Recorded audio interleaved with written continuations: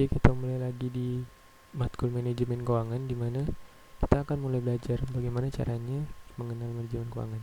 Nah, pertama kita akan mulai di bab 1, Getting Started Principle of Finance, di mana finance itu tentang studi, mengevaluasi dan investasi, dan menambah modal. Nah, kenapa kita mempelajari finance atau manajemen keuangan? Itu adalah di mana kita itu untuk membuat keputusan dalam rangka pribadi atau korporasi. Nah, dalam keputusan ini itu tuh lebih berfokus pada bagaimana kita menjadi sebagai manajemen keuangan. Nah, yang selanjutnya itu ada tiga elemen penyusun finance, yaitu capital budgeting, ada capital structure decision, dan working capital management. Nah, di mana itu tuh bisa diturunin lagi agar bisa menjadi sebuah pertanyaan dasar, yaitu pertama, investasi jangka panjang apakah yang harus diambil perusahaan, dan bagaimana perusahaan yang kedua yaitu bagaimana perusahaan meningkatkan uang mereka untuk menandai investasinya, dan yang ketiga itu bagaimana cara terbaik perusahaan untuk dalam mengelola arus kas yang terkait dengan kegiatan sehari-harinya. Nah, di tiga elemen penyusun itu ada yang tadi aku ulang lagi, ada capital budgeting, ada capital structure decision, dan working capital management. Nah, capital budgeting itu berhubungan dengan pertanyaan yang pertama, itu apa dan kapan harus membeli. Yang kedua yaitu capital structure decision, itu berfokus pada cara menghasilkan uang dari mendanai investasi. Yang berhubungan dengan pernyataan dasar yang ketiga, yaitu bagaimana perusahaan meningkatkan uang mereka untuk mendanai investasinya. Yang ketiga yaitu adalah working capital management, yaitu bagaimana perusahaan mengelola arus kas.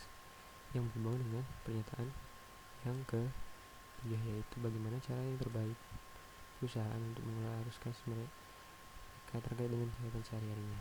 Nah, terus kita lanjut ke tipe organisasi bisnis. Nah, di pengakuan kalian mungkin udah belajar tentang ini ya. Tapi aku persingkat, yaitu pertama ada proprietorship atau perusahaan tunggal, di mana kita menambah uangnya dengan menginvestasikan modal, terus bertanggung jawab atas semua utang. Nah, keuntungannya itu ada mudah dimulai, tidak perlu konsultasi dengan pihak lain, ada pajaknya cuma pajak individu. Nah, kekurangannya itu adalah tanggung jawabnya pribadi, lebih sulit meningkatkan uang, dan terhenti jika pemiliknya mati. Nah, yang kedua itu ada partnership atau persatuan. Nah, yaitu adalah gabungan dari dua orang atau lebih secara bersama-sama dalam menjalankan kegiatan usaha untuk memperoleh keuntungan bisnis. Nah, kelebihannya itu pertama relatif mudah untuk dimulai. Pajak yang dibayar adalah pajak perseorangan karena mereka itu individu-individu. Yang ketiga, akses dana itu lebih dari satu orang atau bisa dari partner. Nah, kelemahannya itu partner itu secara bersama-sama menanggung kewajiban secara bersama tapi tidak terbatas. Yang kedua itu biasanya tidak mudah mengalihkan kepemilikan.